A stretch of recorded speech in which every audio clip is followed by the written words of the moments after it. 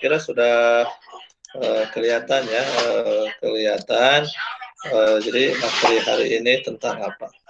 Oke, materi hari ini adalah mengenai memahami formulasi dasar sediaan semi padat ya. Jadi materi hari ini tentang memahami formulasi dasar sediaan semi padat oleh Bapak sendiri ya. Kenapa ini dibahas? Karena sebelum pada praktek pembuatan sediaan padat semi padat kita harus tahu dulu formulasi atau resep yang akan dipraktekkan. Jadi formulasi ini adalah merupakan dasar sebelum membuat suatu sediaan obat ya. Kemudian adapun tujuan pembelajaran hari ini diharapkan kalian bisa menjelaskan tentang formulasi dasar sediaan semi padat. Itu yang pertama. Yang kedua adalah bisa menentukan komponen yang ada di formulasi dasar sediaan semi padat itu apa ya. Jadi bisa menjelaskan tentang formulasinya, kemudian bisa menentukan komponen yang ada di formulasi tersebut. Jadi ada dua tujuan. Kemudian, masuk ke materi tentang formulasi dasar sediaan semi padat. Apa itu formulasi? Formulasi itu adalah rumusan ya. Jadi rumusan ya, rumusan atau kalau dulu pada saat pembelajaran praktikum dasar-dasar kefarmasian, resep ya, resepnya apa ya. Sehingga kalau nanti di TPSO istilahnya adalah formulasi, jadi formulasi. Kemudian ada semi padat, yaitu setengah padat, jadi untuk sediaan setengah padat ya.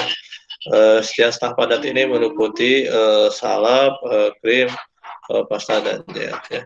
Jadi formulasi dasar semi padat maksudnya apa saja rumusan dasar setiap setengah padat. Jadi kalau nanti akan bahas setengah padat, apa saja dasar formulasinya itu apa saja yang harus ada dalam formulasi sediaan semi padat itu apa saja ya. Baik, formulasi sediaan semi padat. Sediaan semi padat yang akan dipelajari pada di semester genap ini adalah ada 4 ya. Yang pertama adalah mengenai momentum, yang kedua krim, yang ketiga pasta, dan yang keempat adalah gel ya. Jadi ada 4 sediaan semi padat yang akan dibahas pada pembelajaran di semester genap ini. Langsung saja ke materi yang momentum. Momentum atau bahasa latinnya itu momentum, kemudian artinya itu adalah salep. Ini adalah contoh sediaannya. Ini adalah salep 24 ya, salep 24.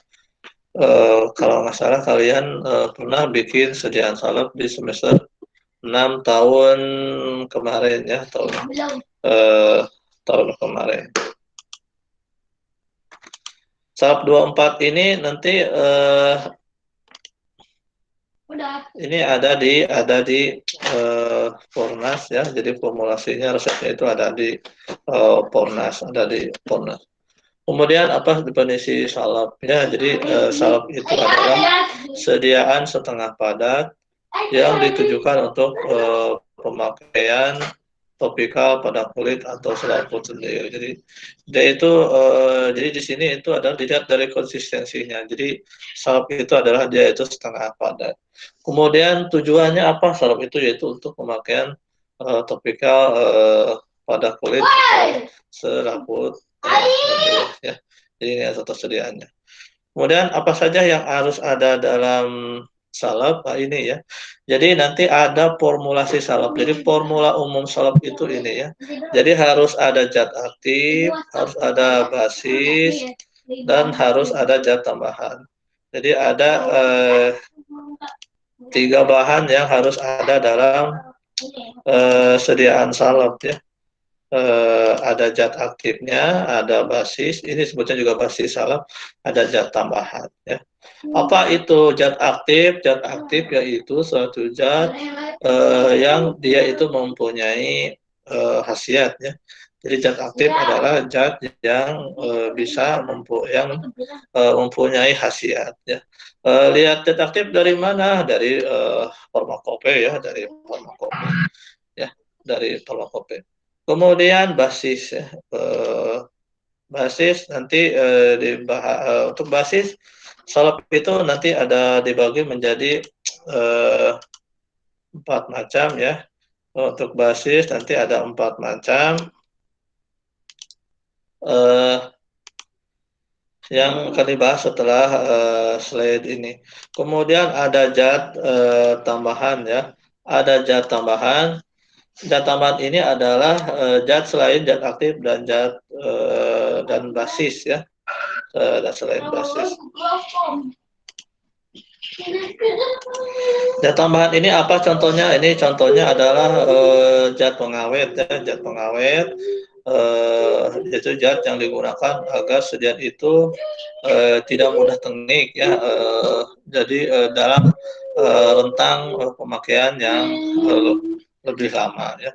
Jadi ditambahkanlah sebagai pengawet ya. Contohnya apa? Yaitu tentang metil paraben ya. Jadi metil paraben itu merupakan contoh zat pengawet yang biasa digunakan dalam sediaan salep ya. Jadi formulasi salep itu ingat ada 3 ya. Jadi itu harus ada zat aktif, harus ada basis, dan harus ada zat tambahan. Diulang ya, jadi zat aktif itu adalah zat yang mempunyai khasiat, khasiat sebagai obat. Kemudian ada basis, basis itu dia itu sebagai pembawa. Kemudian ada zat tambahan. Zat tambahan di sini umumnya menggunakan zat pengawet ya. Jadi zat pengawet adalah zat yang digunakan agar sediaan itu tidak mudah tenik sehingga dia bisa disimpan dalam waktu yang cukup lama ya, yang cukup lama. Ilustrasi basis itu seperti ini ya. Jadi kalau kalian itu dari sekolah nih, dari sekolah mau dari rumah mau ke sekolah, kalian ke sekolahnya itu misalkan naik mobil. Nah, mobil itu adalah sebagai pembawa ya. Jadi kalau diilustrasikan dalam berangkat ke sekolah dari rumah, kalian itu sendiri adalah zat aktifnya yang akan dihantarkan, dan sebagai basisnya, sebagai zat pembawanya itu adalah kalau naik bis berarti naik bis. Kalau zat pembawanya itu motor, kendaraan motor, berarti basisnya itu adalah motor ya. Jadi basis itu anggapnya penghantar lah, atau sebagai pembawa yang membawa kalian kepada tujuannya ya. Kemudian zat tambahan itu sebetulnya zat tambahan ini jika diperlukan ya. Kalau tidak diperlukan ya tidak usah ya, tidak usah. Jadi kalau perlu zat tambahan perlu silakan, kalau tidak perlu ya tidak usah. Zat tambahan dalam salep misalnya zat pengawet yang tadi ya, contohnya metil paraben. Kemudian apa saja basis yang ada dalam basis salep itu? Basis salep itu dibagi menjadi 4 macam ya. Ada dasar salep hidrokarbon. Contohnya adalah ini paslin putih, kemudian paslin kuning, dan parafin encer ya. Jadi hidrokarbon ini adalah senyawa yang hidrokarbon ini adalah itu senyawa yang cirinya itu banyak mengandung unsur atom karbon dan mengandung unsur atom unsur hidrogen ya. Kemudian basis salep yang kedua adalah basis dasar salep serap ya.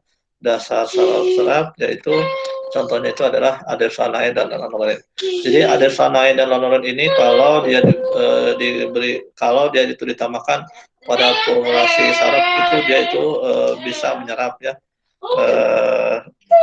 tingkat penyerapannya sangat menyerap ya. Kemudian yang ketiga adalah dasar salep dapat dicuci dengan air ya. Jadi dasar salep dapat dicuci dengan air. Ini adalah contoh dasar salep emulsi tipe MA ya, atau minyak dalam air. Contohnya itu adalah vanishing cream ya. Jadi ini vanishing cream ini bisa dijadikan dasar salep untuk minyak dalam air ya. Karena ini disebut juga dasar salep dapat dicuci dengan air, tentu pada saat salep ini digunakan pada kulitnya itu sangat mudah dicuci ya, karena setiap ini mengandung banyak air ya, jadi sehingga mudah dicuci. Kemudian yang keempat adalah dasar salep yang dapat larut dalam uh,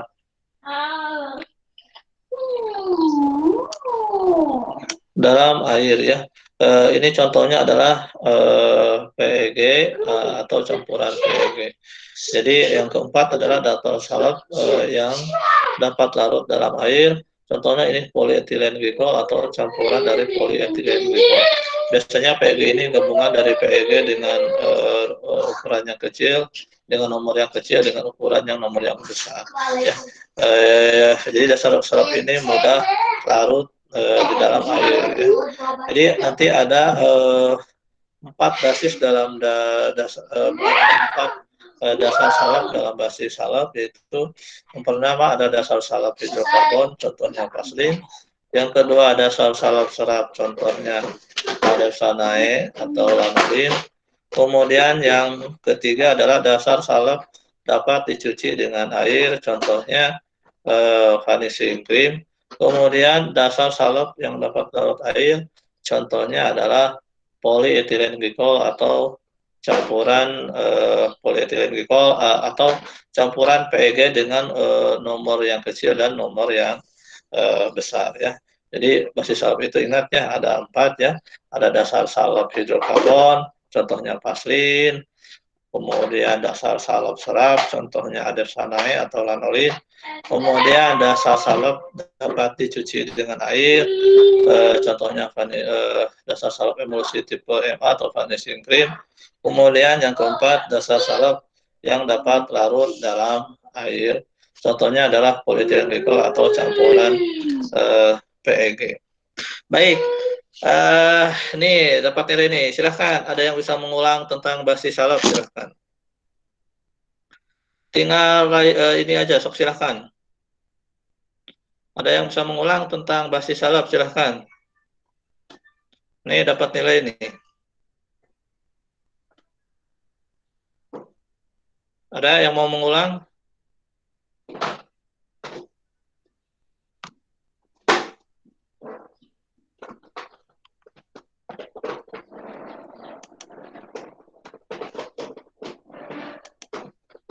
Yuk, ada yang bisa mengulang tentang basis salep? Yuk, ada yang bisa mengulang nggak?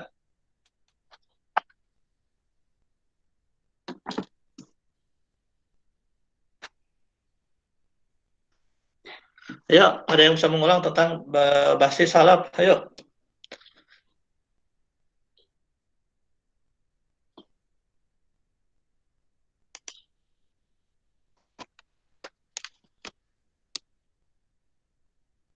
Yuk, ada yang bisa mengulang? Boleh angkat tangan, boleh silahkan.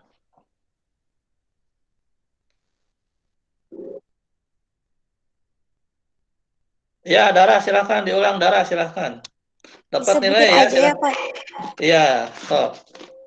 Ya, dijelasin tadi contohnya apa, Ya, silahkan, Dara. Basis salep kan terbagi menjadi 4. Yang pertama ada dasar salep hidrokarbon. Contohnya Vaseline putih, Vaseline kuning, sama parafin encer. Kemudian ada dasar salep serat. Contohnya seperti Adefsanae, kemudian lanolin. Terus ada dasar salep yang dapat dicuci dengan air. Contohnya seperti dasar salep emulsi type yang finishing cream. Terus ada dasar salep yang dapat larut dalam air. Contohnya campuran PEG. Udah, Pak. Oke, baik Dara, terima kasih. Ya, silakan yang lain, siapa ada yang mengulang, silakan. Ripal, silakan Ripal. Ya, Pak. Dasar salep terdiri dari 4 bagian. Yang pertama dasar salep hidrokarbon.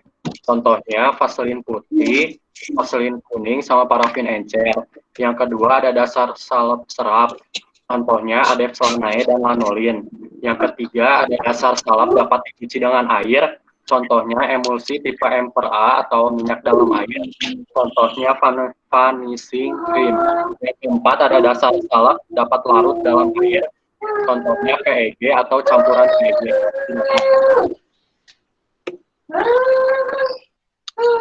Ya, baik, terima kasih Ripal. Yuk, satu lagi siapa?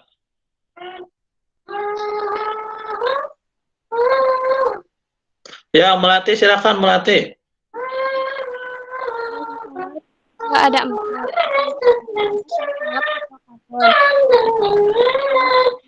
Kuning. Contohnya ada efsonate. Dasar salep dapat dicuci air. Emulsi type vanishing cream. Dasar salep yang dapat larut dalam air. PEG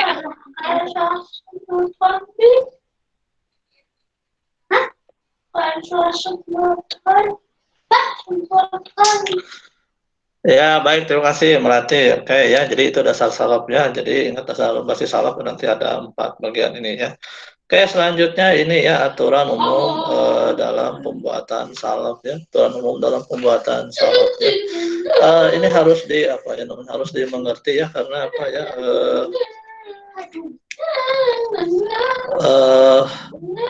Sering ya ini peraturan ini sering digunakan dalam pembuatan salap ya. Yang pertama adalah zat yang dilarutkan dalam dasar salap dilarutkan bila perlu dengan pemanasan rendah ya. Kemudian ini atau istilahnya dengan aturan P1 ya. Kemudian yang kedua ya, ini contohnya apa zat yang dilarutkan dalam dasar. Contohnya misalkan kalau ada kampora ya. Jadi nanti kalau ada dalam formulasi salep itu ada kampora, kemudian ada oleum sesame ya. Nanti kampora itu harus dilarutkan dalam oleum sesame dulu ya. Kemudian yang kedua adalah zat yang mudah larut dalam air. Zat yang mudah larut dalam air dilarutkan dalam air ya. Dilarutkan dalam air, kemudian setelah itu ditambahkan bagian dasar salep yang lainnya ya. Ini contohnya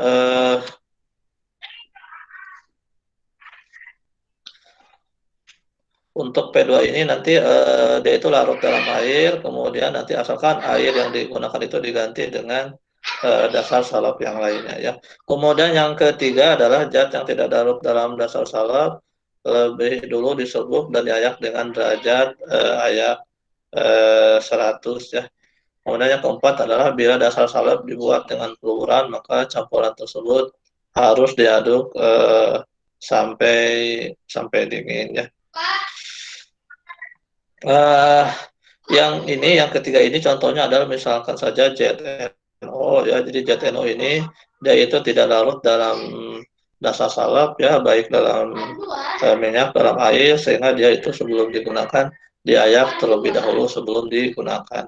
Kalau yang keempat ini salep yang dibuat dengan cara peleburan adalah bila terdapat beberapa zat dengan berbeda konsistensinya ya, misalkan ada padat, setengah padat, atau cairan. Misalkan saja di dalam formula itu ada diantasin album, kemudian ada sera alba, kemudian ada parafin ya.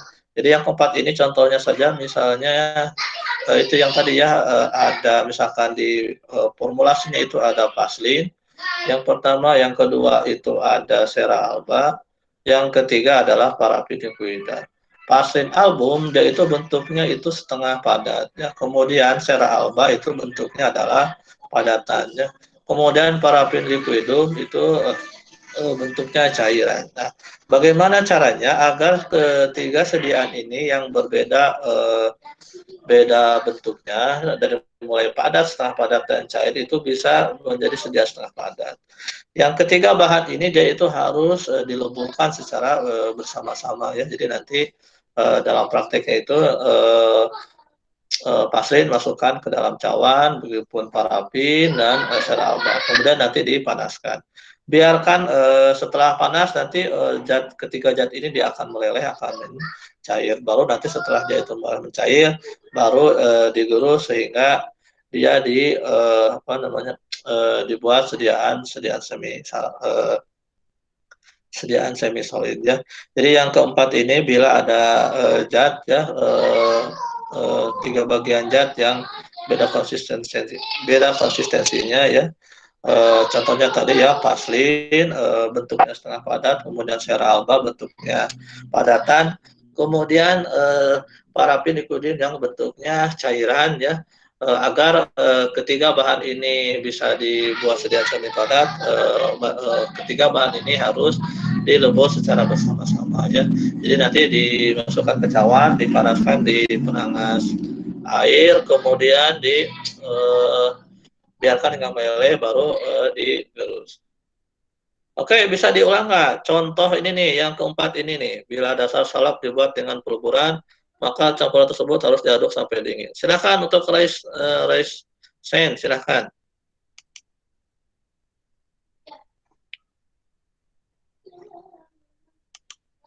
Ya, silakan. Contoh peraturan salak nomor 4. Sengaja yang panjang. Silakan, ada yang bisa mengulang?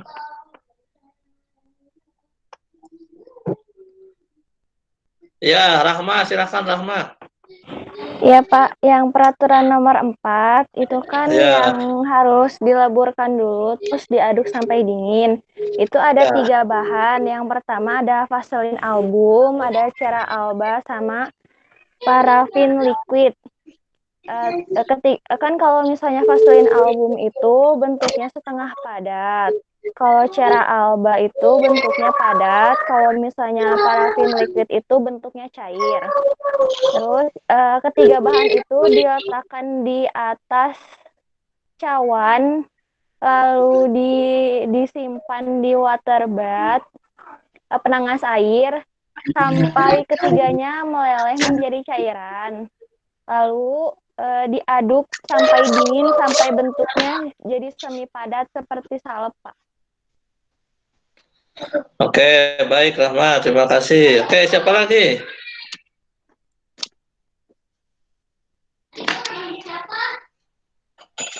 Ya, siapa lagi?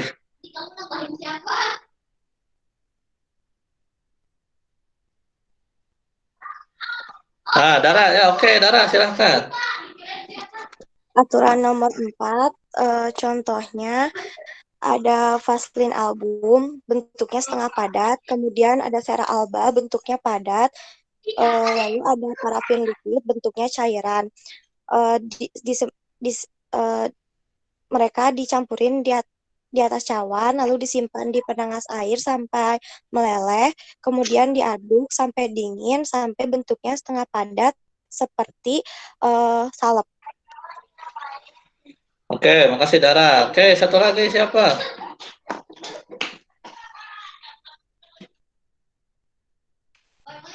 Oke, Askia silahkan. Untuk aturan nomor 4, contohnya jika ada formulasi, yaitu yang pertama ada vaselin album, lalu yang kedua ada sera alba, dan yang ketiga ada parafin liquid, maka ketiga bahan tersebut harus dileburkan terlebih dahulu di atas penangas air, karena vaselin album yang bentuk sediaannya semi padat, lalu sera alba berbentuk padat, dan parafin liquid berbentuk cair. Agar bisa bersatu, maka harus dileburkan terlebih dahulu di penangas air. Setelah dileburkan, ketiga bahan tersebut didinginkan hingga menjadi basi salep. Oke, baik Asia, makasih ya. Oke. Selanjutnya ini adalah contoh sediaan salep ya, salep hidrokortison. Bapak ini ambil dari Formularium Nasional ya. Kenapa dari Pornas dulu? Biar kalian sudah tidak asing lagi ya dengan yang namanya Formularium Nasional ya. Ini contoh adalah salep hidrokortison ya. Jadi nanti komposisinya itu ada hidrokortison, ada adersanae, ada pasrin album ya. Jadi ini adalah tiga bahan ini sebutnya formulasi ya. Jadi ini adalah formulasi ya, atau kalian yang bisa kenalnya dengan resep ya. Formulasi salep itu tadi yang pertama harus ada zat aktif, kemudian harus ada basis, yang ketiga itu adalah biasanya ada zat tambahan. Oke, dilihat dari formulasi ini, maka yang hidrokortison ini dia itu sebagai zat aktif ya. Karena hidrokortison ini dia itu adalah satu zat yang bisa mempunyai khasiat. Hidrokortison ini digunakan biasanya untuk inflamasi atau peradangan ya. Jadi nanti ini kalau dia diberikan ke kulit, dia itu bisa mengurangi gatal ya atau radang di kulit. Kemudian adersanae, ini yang tadi ya, ini termasuk basis dasar salep serap. Ya, ini adersanae. Kemudian pasrin album, ini adalah basis dasar salep hidrokarbon ya. Jadi dalam sediaan salep ini ada dua komponen. Satu, dia ada zat aktifnya yaitu hidrokortison. Yang kedua adalah basis, itu menggunakan dua basis. Yang pertama itu adersanae, yang kedua itu adalah pasrin album ya. Kemudian zat tambahan di sini tidak dicantumkan tentang zat tambahannya ya. Tidak dicantumkan di zat tambahannya ya. Lalu apakah perlu atau tidak zat tambahan? Nanti tergantung ya, tergantung dari tujuan pemakaiannya. Apakah itu dia itu mau tahan lama atau apa seperti apa ya. Ya, jadi ini adalah contoh dari formulasi sediaan salep yang ada di Formularium Nasional ya. Nanti di pertemuan selanjutnya itu kalian kan biasanya sudah menggunakan Formularium Nasional, tetapi nanti di pertemuan selanjutnya nanti akan dikasih tugas untuk mencari untuk melihat formulasi sediaan salep yang ada di buku ya. Nama bukunya adalah Handbook of Pharmaceutical Semi Solid Dosage Form ya. Jadi nanti ada formulasi sediaan semi padat ya di dalam buku tersebut ya. Tapi nanti bukunya itu tidak memakai bahasa Indonesia, tapi memakai bahasa Inggris ya. Ya, nanti dibahas nanti akan di pertemuan selanjutnya. Ini adalah contoh sederhana dari formulasi sediaan salep ya. Ini contohnya. Oke, seorang bisa bisa menyebutkan nih komponen dari formulasi ini siapa sok? Silakan Raisen saja, silakan Raisen. Komponen dari formulasi itu. Ya, silakan. Di dalam formulasi hidrokortison unguentum atau salep hidrokortison ini ada dua komponen. Yang pertama, hidrokortison sebagai zat aktif, yaitu untuk mengatasi peradangan pada kulit. Kemudian yang kedua adalah basis salep. Basis salepnya di sini digunakan dua jenis. Yang pertama Adapsalanae, yaitu basis salep serap, dan yang kedua pasrin album, yaitu basis salep dasar salep hidrokortison. Dasar salep hidrokarbon, Pak. Nah, oke, baik. Ya, terima kasih ya. Oke, selanjutnya ya, sekarang kepada krim ya. Krim apa itu krim ya? Ini adalah bentuk sediaan krim ya. Jadi kalau tahu sediaan itu apa bentuk salep krim itu dari mana? Dari namanya ya, dari ini kream ya. Jadi nanti gini, nama obat itu ada dua, nama sediaan itu ada dua. Pertama ada nama obatnya, kemudian ada nama sediaannya. Ya. Jadi nama obat itu dibagi dua ya. Ada nama obat, nama obat itu ada nama obatnya, ada namanya, ada sediaannya. Jadi seperti sini, hidrokortison itu dia nama obat. Krim itu adalah nama sediaan. Kalau nanti salep berarti di sininya hidrokortison salep ya atau omentum ya. Jadi nama obat itu jadi nama obat itu penamaan dalam obat itu ada dua, ada nama obatnya. Ini nama obat ya. Nama obat artinya nama yang mempunyai khasiat nama obat. Nanti nama obat bagi lagi dua, ada yang dituliskan dengan generik, ada yang disebut dengan paten. Nama sedianya apa? Ini krim ya. Jadi ini adalah nama contoh sediaan krim ya. Menurut FI 4, krim adalah dia bentuknya setengah padat, mengandung satu atau lebih bahan terlarut atau terdispersi dalam bahan dasar yang sesuai ya. Ini menurut Permakope edisi 4 ya. Jadi dalam contoh yang ada di sini adalah krim dengan zat aktifnya satu ya, mengandung satu zat aktif. Contohnya ini di sini hidrokortison, berarti hanya satu obat yang mempunyai khasiat ya. Tapi kalau lebih bagaimana? Contohnya saja kalau kalian pernah mendengar Benoson M ya, Benoson M itu zat aktifnya ada dua, ada beta-betasonnya dan ada mikonazolnya ya. Jadi nanti krim itu isinya bisa satu atau dua zat khasiat ya. Tetapi ini ada persyaratannya, yaitu harus terlarut atau terdispersi dalam bahan dasar yang sesuai ya. Jadi zat aktif ini dia tuh harus kalau tidak larut ya harus terdispersi atau tersebar di dalam bahan dasar tersebut ya, bahan dasar tersebut. Jadi kata kuncinya ini adalah dia tuh bentuknya itu setengah padat ya, sama kayak pada definisi salep setengah padat, tapi dia itu mengandung zat yang bisa terlarut atau terdispersi dalam bahan dasar yang sesuai. Bahan dasar sesuainya itu maksudnya apa? Maksudnya terdispersi dalam basis ya, dalam basis krimnya gitu ya. Jadi zat tersebut tersebar dalam basis krim tersebut. Kemudian formula atau definisi lain ada yang mengatakan bahwa krim itu sediaan setengah padat yang mengandung 60% air ya. Jadi ada definisi ya krim menurut Formularium Nasional ya. Ini tidak ditulis di sini ya. Jadi krim itu adalah sediaan setengah padat, tetapi dia dengan konsistensinya encer ya. Dengan konsistensinya encer mengandung 60% air ya. Jadi krim itu sebetulnya banyak mengandung air ya, 60% ya. Jadi berdasar konsistensi sebetulnya salep dengan krim itu lebih encer daripada krim ya. Kalau salep itu lebih kental ya, kental ya.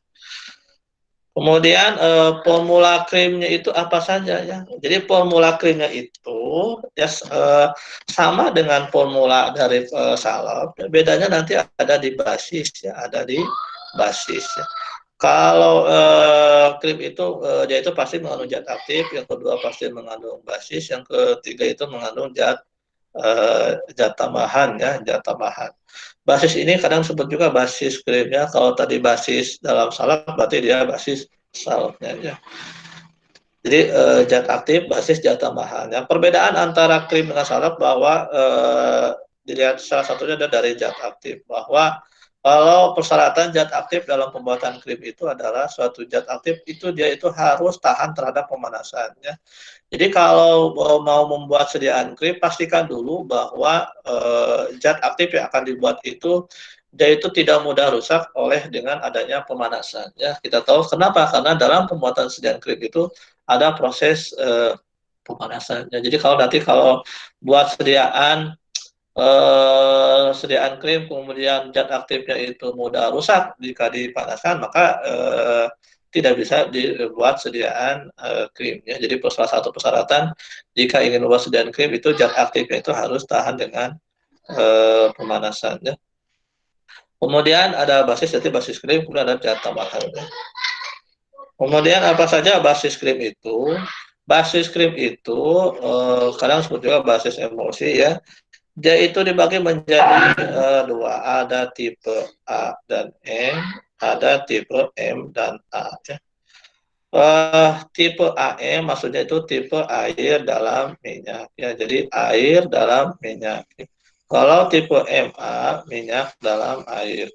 Tipe air dalam minyak berarti jumlah airnya itu sedikit, sedangkan jumlah minyaknya itu besar ya. Air dalam minyak ya. Minyak di sini kalian itu jangan mendefinisikan bahwa minyak itu seperti minyak tanah, minyak kelapa ya. Oke, betul itu minyak, tetapi minyak itu nanti itu jenis minyak itu nanti ada yang dalam bentuk kategori minyak itu tidak hanya dalam bentuk cairan ya, tapi juga ada dalam bentuk padatan. Kemudian tipe MA minyak dalam air. Tipe air dalam minyak ini contohnya adalah lanolin ya. Lanolin ini mengandung adenosine dan air ya. Dan contoh yang kedua adalah cold cream atau krim dingin. Krim dingin ini dia itu banyak mengandung senyawa lemak ya, senyawa lemak, senyawa basisnya itu banyak lemak dan airnya sedikit. Kemudian yang kedua adalah tipe MA atau minyak dalam air, contohnya adalah hydrophilic ointment ya. Ini banyak mengandung air ya. Untuk contoh-contohnya ini nanti akan dibahas di pertemuan selanjutnya ya.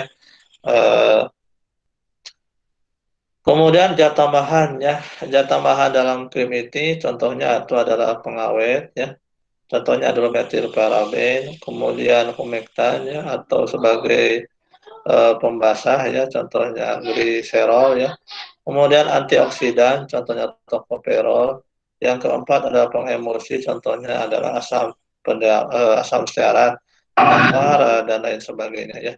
Jadi ini adalah zat tambahan yang digunakan dalam sediaan krim ya, dalam sediaan krim. Kemudian ini contohnya, ini contoh adalah beta metason krim, ini sama ada di Pornas ya, Formularium Nasional ya. Di sini ada 1, 2, 3, 4, 5, 6, ada 6 komponen dari sediaan krim betametason ini. Tadi bahwa krim itu formulasinya itu harus ada zat aktif, harus ada basis, dan harus ada zat tambahannya. Nanti di sini sebagai zat aktifnya itu adalah betametason. Kemudian di sini basisnya ini dari mulai setomakrogolum 1000 ya sampai ke sini sampai aqua ya. Jadi ini basis ya, tapi di dalam basis juga nanti ada yang berfungsi sebagai zat tambahan ya. Jadi kadang dalam formulasi krim itu basis itu bisa juga berfungsi sebagai zat tambahan ya, sebagai zat tambahan seperti di sini parafin berfungsi sebagai salah satu adalah melembabkan ya, salah satu fungsinya itu. Jadi nanti zat aktif itu betametason, kemudian dari mulai setomakrolum 1000 sampai aquades ini adalah basis ya. Kalau untuk pembuatannya nanti ini pembuatan krim itu nanti dibahas di pertemuan selanjutnya ya. Tapi nanti yang jelas sebelum membuat suatu sediaan krim, nanti dari komponen ini dari komponen basis ini harus kita tentukan dulu mana yang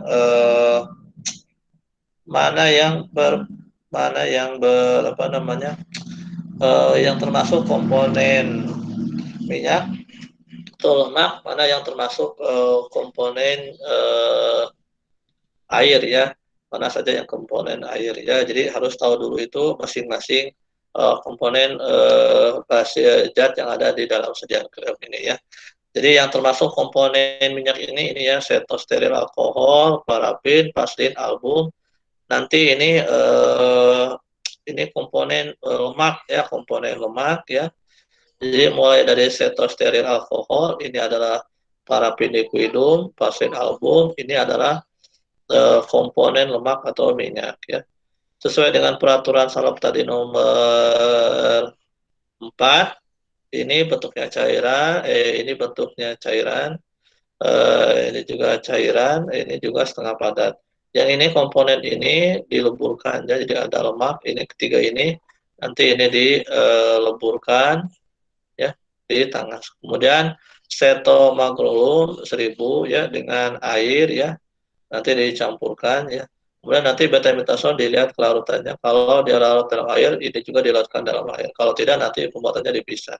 Jadi setomagrolum nanti disatukan dengan air, tentunya dengan air panas. Jadi nanti pada saat pembuatannya ini, setosteril, parafin, vaksin dimasukkan ke dalam cawan, kemudian dipanaskan hingga meleleh. Kemudian setomagrolum dilarutkan dalam air panas. Ya. Setelah ini semuanya meleleh, setosteril, parafin, vaksin meleleh. Kemudian dicampurkan dengan larutan setomagrolum yang sudah dilakukan dengan air panas. Digerus sehingga tergerus kuat, sehingga terbentuk krim. Nanti baru ditambahkanlah betamethason. Ya, kalau betamethason itu tidak larut dalam air. Ya. Ya. Jadi ini adalah contoh formulasi daripada krim betamethason. Ya. Jadi nanti ada contoh-contoh di buku nanti dalam bahasa Inggris, tapi tidak sekarang. Ya. Oke. Itu tentang krim. Yang kemudian yang selanjutnya adalah sediaan ketiga adalah pasta. Pasta ini adalah ya ini pasta ya, atau ingatnya odol aja ya, odol ya, seperti ini pasta ini. Dia itu sediaan semi padat yang mengandung satu atau lebih bahan obat yang ditujukan untuk pemakaian topikal ya. Jadi kata kuncinya itu adalah ya sediaannya semi padat, satu atau lebih bahan obat yang ditujukan untuk pemakaian topikal. Menurut Pharmacope edisi 4 ya. Ada juga yang menyatakan bahwa menurut pharmaceutical practice ya, pharmaceutical practice, jadi contohnya adalah pasta ini pasta yang mengandung ginseng oksid ya.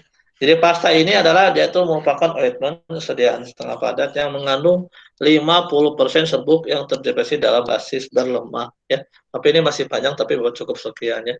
Jadi nanti pasta ini dia itu sediaan semi padat, tetapi dia itu mengandung 50% serbuk atau zat padat.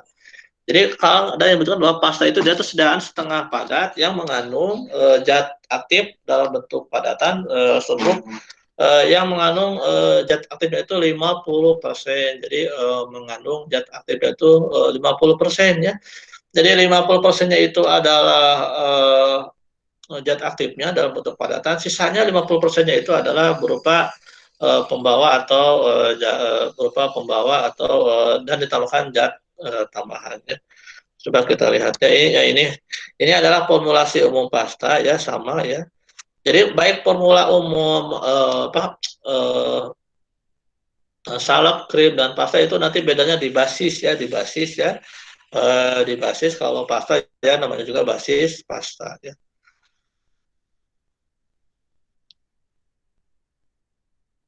Nah, ini adalah contoh daripada basis pasta. Jadi nanti itu bedanya basis. Jadi basis tiap sediaan itu beda-beda ya. Ada yang beda, ada juga yang sama ya. Kalau dalam pasta ada basis hidrokarbon, contohnya vaselin dan parafin. Kemudian basis sama ya, ada sanae. Basis larut air, contohnya adalah polyethylene glycol. Dan basis air miscible atau salep emulsi ya. Jadi nanti ini adalah basis pasta ya. Tapi yang umum digunakan dalam basis pasta ini ya, biasanya vaselin putih dan adersanae ya.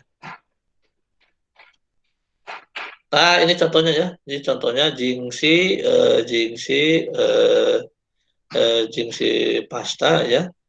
Ini ada dalam Pornas ya. Ini ada ZNO, komponennya itu ada 3, ada ZNO, amilum tritisi, dan paslin, platinum ya.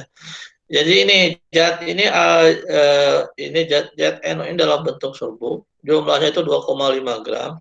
Kemudian amilum tritisi itu bentuknya serbuk ya, jumlahnya 2,5, ditotalkan ini menjadi 5 gram. Ya.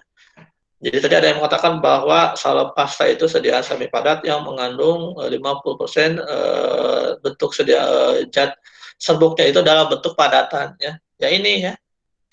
Jadi 2,5 tambah 2,5 menjadi 5 dan paslin parfumnya hingga 10 ya. Paslin parfumnya ada 10 ya, ada 10. Berarti tinggal dikurangi nanti 10 dikurangi 5 jadi 5 ya. Diulang ya, tadi definisi pasta adalah sediaan yang mengandung jumlah padatan serbuknya itu adalah 50%. Ya, di sini contohnya adalah ZNO dan amilum tritisi, yaitu bentuknya sediaannya dalam bentuk serbuk ya, dalam bentuk serbuk. Jumlahnya ditetapkan menjadi 5 gram, sedangkan basisnya adalah pasir parfum itu hingga 10 gram atau 5 gram ya. Jadi ini zat aktifnya itu adalah 50%, ini ya, zat aktifnya itu 50%, kemudian basisnya itu adalah paslin parfum juga sama 50% ya, 50% ya. Jadi nanti pasta ini komponennya itu ada 2, ada zat aktifnya, ada basisnya. Zat aktifnya di sini ada 2, ZNO dan amilum tritisi. ZNO jumlahnya 2,5, amilum tritisi jumlahnya itu 2,5, ditotalkan menjadi 5 gram, 5 gram, dan basisnya itu adalah paslin parfum ya, jumlahnya setelah dikurangi jumlahnya 5 gram ya. Untuk pembuatan pasta itu nanti pembuatan pasta secara umum dan itu nanti paslinnya dulu, ini paslin parfum nanti dileburkan dahulu di dalam cawan ya sampai meleleh. Kemudian nanti ZNO dan amilum digerus di mortir, baru ditambahkan hasil lelehan paslin parfum ini ya. Jadi diulang nanti ini pasta seng ini, yaitu pasta ini mengandung 50% zat padat. ZNO dan amilum itu bentuknya serbuk, jumlahnya 50% dan basis itu jumlahnya sama kurang lebih 5 gram ya. Jadi nanti pembuatannya itu pastinya parfum itu dipanaskan di penangas, kemudian ditambahkanlah sampai meleleh, kemudian ZNO amilum tritisi digerus di mortir, baru ditambahkanlah paslin parfum. Oke, ada yang bisa raise tangan nggak untuk jingsi pasta ini mengenai formulasi dan pembuatannya sedikit? Nah, siapa?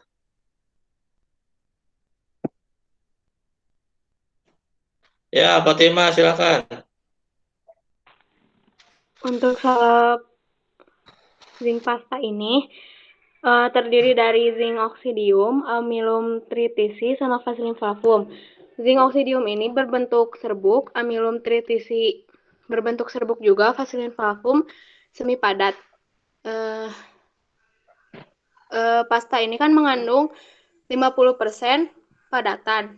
Jadi zinc oksidumnya 2,5 gram, amilum tritisinya 2,5 gram, sama vaselinnya ditambahkan hingga 10 gram. Jadi vaselin flavumnya 5 gram, padatannya 2,5 ditambah 2,5 jadi 5 gram.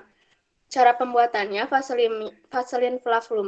vaselin flavumnya dileburkan di atas penangas air sampai meleleh.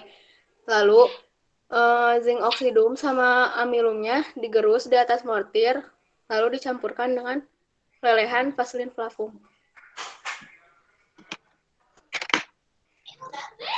Oke, baik Fatima. Oke, siapa lagi? Yuk, siapa? Sehingga raise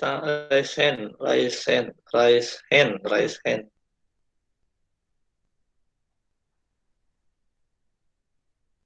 Ya, silakan. Barusan siapa? Sok, silakan. Ya, untuk zinc pasta ini terdiri dari zinc oksidum, amilum tritisi, dan vaselin flavum. Zinc oksidum ini berupa padatan, amilum tritisi juga padatan. Sedangkan vaselin flavum ini semi padat.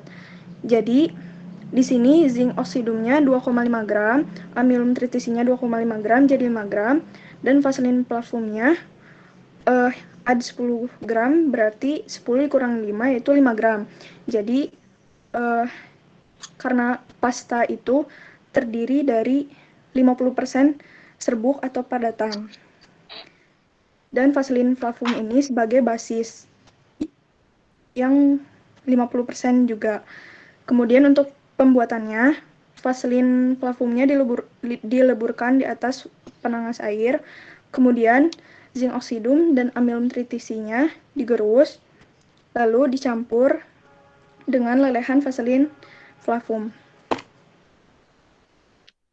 Oke, baik Area, terima kasih Area. Oke, selanjutnya ke gel ya. Jadi yang sediaan yang semi padat adalah gel. Ini adalah bioplacenton ya contohnya ya. Jadi bioplacenton ini sangat terkenal sekali ya. Jadi kalau kalian nanti jangan ya. Kalau kalian nanti itu terluka ya, ini obat untuk luka bakar ya. Jadi untuk luka bakar. Kalau terkena luka ya di daerah kulit, tentu saja di daerah kulit ya. Obat ini sangat baik sekali ya. Jadi nanti bisa memperbaiki struktur jaringan yang luka tersebut. Kemudian nanti di obat ini juga dia itu fungsinya itu sudah ada antibiotik untuk kita tahu bahwa kalau kulit itu sudah terjadi luka maka zat-zat yang dari luar itu kemungkinan besar sangat mudah menyebabkan infeksi ya, apalagi karena kulit yang terbuka itu pelindungnya itu lepas ya, jadi ada bagian tertentu yang lepas sehingga supaya tidak terjadi infeksi dari luar itu maka ditambahkanlah neomisin ya. Ini pada saat dia itu, apalagi kalau ada yang kena knalpot ya, kalau knalpot kakinya ya segera oleskan dengan bioplacenton ini ya. Ini kemudian ini rasanya itu bisa menimbulkan rasa dingin di kulit ya. Jadi ini karena ini sedianya itu gel ya, jadi menyebabkan rasa dingin di kulit yang luka. Jadi ini bagus ya. Jadi kalau kalian nanti kena luka bisa menggunakan bioplacenton gel ini. Tentu saja kalian ada yang sudah tahu, ada yang belum tahu ya. Jadi ini digunakan untuk luka ya, misalkan luka knalpot dan sebagainya ya. Kemudian ini menurut EPI4 bahwa gel ini dia itu sistem semi padat yang terdiri dari suspensi yang dibuat dari partikel anorganik yang kecil atau molekul organik yang besar terpenetrasi oleh suatu cairan. Gel ini kadang-kadang disebut jelly ya. Jadi gel itu kadang disebut juga jelly. Ini kata kuncinya itu dia itu ada satu dia itu semi padat. Kemudian itu harus dalam bentuk suspensi, artinya itu si partikelnya itu dia harus suspensi itu begini ya, suspensi itu ya kalau jadi suspensi itu harus ada zat aktifnya, ada zat aktif ya. Zat aktif ini dia itu tidak larut dalam air ya, supaya itu dia itu larut dalam air maka dia itu harus disatukan ya. Dipersatukannya itu oleh pensuspensi ya, atau suatu emulgator ya, suatu emulgator. Kemudian dari partikel organik yang terdapat satu cairannya baik molekulnya itu partikel organik ataupun yang organik ya. Molekul organik itu gini maksudnya ya. Jadi molekul organik itu adalah sediaan obat tersebut banyak sekali mengandung unsur atom karbon, hidrogen dan oksigen, itu molekul organik. Kalau molekul organik adalah partikel yang sedikit atau tidak mengandung unsur sedikit mengandung unsur C, H dan O ya. Harusnya kalian itu mempelajari ya kimia organik dan kimia organik ya. Tetapi dia itu harus sebenarnya terpenetrasi ya terpenetrasi masuk ke kulit oleh suatu cairan, jadi terbawa oleh cairan. Kalau dalam salep itu pembawanya itu dalam bentuk sediaannya setengah padat. Nah, kalau gel itu dia itu masuk ke dalam targetnya itu dalam bentuk cairan ya. Jadi kalau dalam salep itu pembawa basisnya itu dia itu dalam bentuk setengah padat. Tetapi kalau dalam gel itu bentuknya itu dalam cairannya. Jadi yang membawa zat aktif tersebut ke dalam kulit yang akan dituju itu dalam bentuk cairannya. Atau kadang kalau menurut Pornas bahwa ini contoh gel, ini contohnya gel Gatsby ya, kita lihat bahwa di sini banyak apa namanya bagian-bagian ya. Ini adalah contoh sediaan gel ya. Gel ini adalah sediaan massa lembek berupa suspensi yang dibuat dari jarah. Jarah itu tadi partikel ya. Sama ya dengan tadi partikel kecil, senyawa organik atau makromolekul, masing-masing terbungkus dan saling terserap oleh cairan ya, oleh cairan. Jadi di sini tuh banyak cairannya. Jadi gel itu banyak sekali cairannya, banyak cairan. Ini menurut Formula Nasional. Formulanya sama dengan yang lainnya. Yang membedakan tadi ya di basisnya ya, di basisnya ya. Kalau nanti krim berarti dia menggunakan basis krim. Kalau dia itu salep berarti basis salep ya. Kalau dia itu pasta berarti basis pasta ya. Kemudian ada zat aktif, ada basis dan ada zat tambahan. Kemudian nah ini basis gel ya, basis gel ini ada 4 ya, ada basis gel polimer, ada polietilen, ada koloid pada terdispersi, ada surfaktan, ada basis gel yang lainnya ya.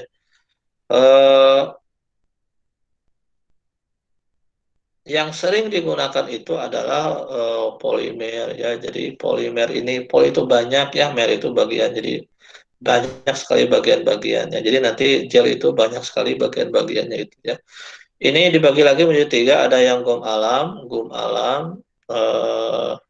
Ini dari alam ya, contohnya itu natrium alginat, peragakan, pektin atau amilum ya. Kalau kalian pernah bikin apa ya, bahasa aci ya itu termasuk ini ya polimer ya. Jadi aci ya terigu itu termasuk pemalam. Kemudian derivat selulosa contohnya CMC, HPC dan HPMC. CMC ini adalah karboksi metil selulosa. Ini sangat banyak sekali digunakan dalam sediaan gel ya CMC ini. Kemudian ada HPC hidroksi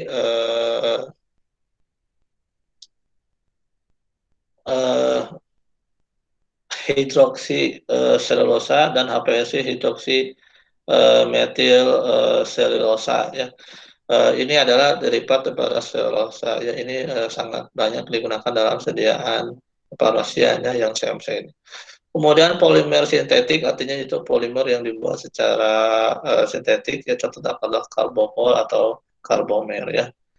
Basis gel ini kadang disebut juga adalah gel agent ya. Jadi zat yang bisa terbentuk gel ya.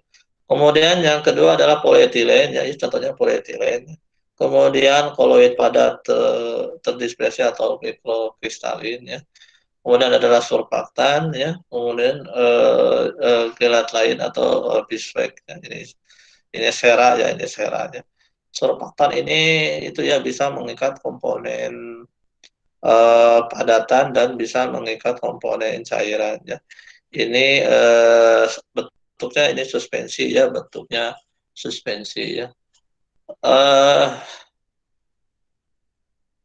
Anggap saja kalau minyak ya, minyak itu dan air itu tidak bisa bersatu ya.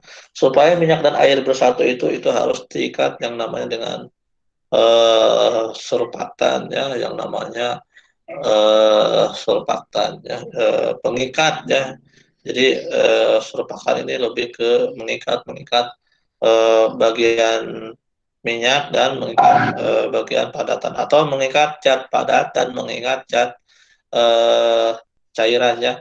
karena gel ini mengandung zat bahan padat, maka suspensi, maka surfaktan ini yaitu mengikat zat padat dan mengikat zat air. Ya.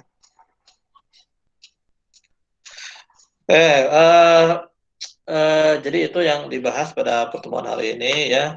Jadi formula gelnya itu ada zat aktif atau basis gel dan ada zat tambahan. Ya, jadi basis gel ini nanti dia akan mengikat zat aktif dalam padat juga dan mengikat pula air ya. Jadi komponen yang harus ada dalam gel ini adalah satu ada zat aktif, kemudian ada basis gelnya dan ada airnya ya, dan ada airnya atau pelarutnya, pelarut untuk menggunakan basis. Ya tentu saja basis gel ini harus dikembangkan dahulu dalam air ya sehingga nanti zat aktif bisa masuk ke dalam gel tersebut ya. Oke, demikian penjelasan materi hari ini. Setelah ini, jadi setelah ini gini ya, setelah ini gini nanti materi video ini pada ini direkam ya, videonya ini direkam. Nanti akan di apa namanya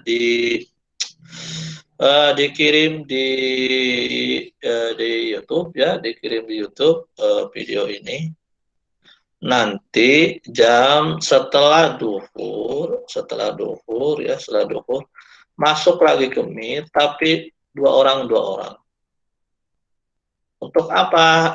Jadi yang Bapak ini sampaikan nanti kalian di apa namanya